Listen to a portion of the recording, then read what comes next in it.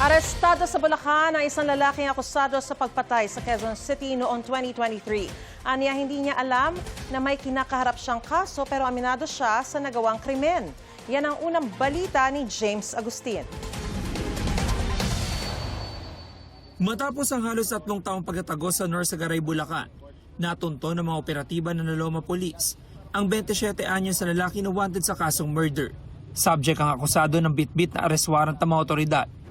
May mga tips sa amin na nagtatago daw ito sa North Sagaray.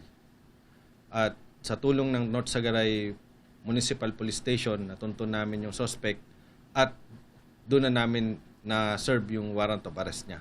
Ayon sa pulisya, nangyari ang krimen sa Barangay Manresa, Quezon City noong 2023. Nasawi ang 57 anyos sa lalaking biktima na kakilala ng akusado. Itong suspect at yung biktima ay nag-uusap sa may sari-sari store. Di malamang dahilan, biglaan na lang sinuntok nitong suspect, yung biktima, at pinukpok ng kahoy sa ulo. Nakatakbo itong biktima at doon natumba siya sa may construction site at dinala na rin siya sa hospital at doon na siya binawian ng buhay. Sabi ng akusado, hindi raw niya alam na may kinakaharap siyang kaso, pero aminado siya sa nagawang krimen. Nagawa ko po. Kasi?